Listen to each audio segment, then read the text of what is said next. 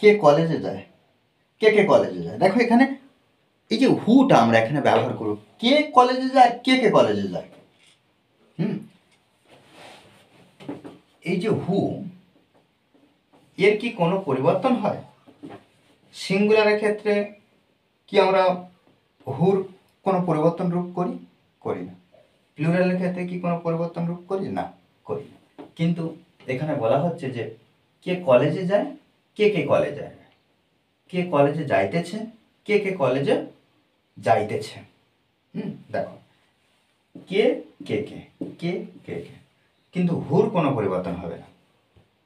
আমরা কিন্তু বাক্যের ক্ষেত্রে আমরা কিভাবে দেখবো, দেখো সাধারণত এই বাক্যটা ট্রান্সলেট করলে কি হবে? হু গোজ টু কলেজ। দেখো হু গোজ টু কলেজ, কে কলেজে যায়। আর এখানে দেখো কে কলেজে যায়, এখানে আমরা লিখবো কি? দেখো দুটোর মধ্যে কি পার্থক্য আছে? এখানে কে একটা কে বেশি দেওয়া আছে। হু গো টু কলেজ, জিজ্ঞাসা ছিল কেন এভাবে লিখলাম? কে কলেজে যায়, হু গোজ টু কলেজ। কে কলেজে যায়, হু গো টু কলেজ। কেন এভাবে লিখলাম?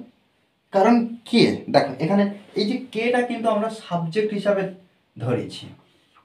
কেটা হলো সাবজেক্ট, অর্থাৎ সাবজেক্ট হিসাবে ধরেছি। আমরা সাধারণত একটা প্রেজেন্ট টেন্সের একটা বাক্য যখন গঠন করি, যদি বলি যে দেখো এখানে বিষয়টা আমরা একটু দেখে নিই।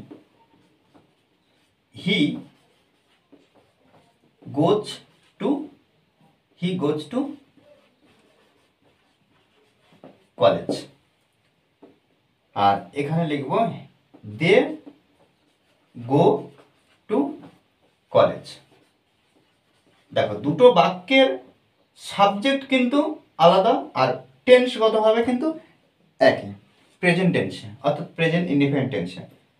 এখানে হি ব্যবহার করা হয়েছে, অর্থাৎ সাবজেক্ট একজন, থার্ড পারসন কিন্তু সিঙ্গুলার, অর্থাৎ একজন হচ্ছে থার্ড পারসন।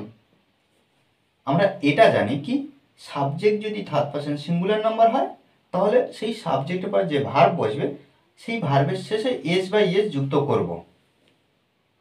দেখো এই যে হিটা থার্ড পারসন কিন্তু সিঙ্গুলার নাম্বার, ওই জন্য কি করেছি, ভার্বের পরে এস বাই এস যুক্ত করেছি সাবজেক্ট অনুযায়ী কিন্তু।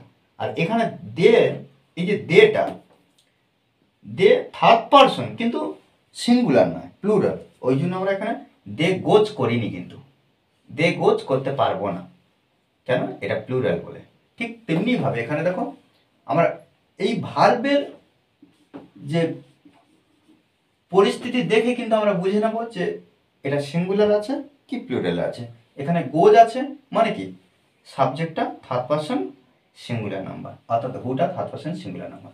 আর এখানে দেখো গো আছে, প্রেজেন্ট টেন্সের ক্ষেত্রে গো আছে, তখন আমরা কি করব না, এটা বুঝে নেব যে থার্ড পারসন কিন্তু প্লুরাল নাম্বার। ওকে, তাহলে হু গো টু কলেজ, কে কলেজে যায়। তারপর দেখো কে কলেজে যাইতেছে, এই যে যাইতেছে, তাহলে এখানে কি present continuous tense.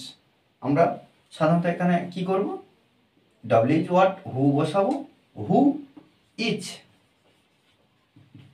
Going to college. তাহলে who is going to college, কে কলেজে, তাহলে হু, তাহলে দেখো এখানে এই যে যাইতেছে, একইভাবে আমরা প্রেজেন্ট কন্টিনিউয়াসে লিখবো। তাহলে কে কলেজে যাইতেছে, তাহলে এখানে আমরা ইজ ব্যবহার করেছি সিঙ্গুলারের ক্ষেত্রে, অর্থাৎ আমরা কে একজন ধরেছি, একটা কে ব্যবহার করেছে, কিন্তু এখানে দুটো কে, ওই জন্য কি করব, হু হু আর হু আর গোয়িং টু কলেজ। আশা করি আমরা বিষয়টি বুঝতে পেরেছি। সিঙ্গুলার আর প্লুরাল বিষয়টা। দেখো এইভাবে কিন্তু আমাদের প্র্যাকটিস করতে হবে, তবে কিন্তু ইংলিশে ইমপ্রুভ করতে পারবো। ওকে, আর এই ক্লাসটি যদি ভালো লাগে অবশ্যই লাইক কমেন্ট শেয়ার, আর যারা এখনো পর্যন্ত এই চ্যানেলটি সাবস্ক্রাইব করেননি তারা অবশ্যই চ্যানেলটি সাবস্ক্রাইব করে পাশে থাকবে। Okay, thanks for watching this video.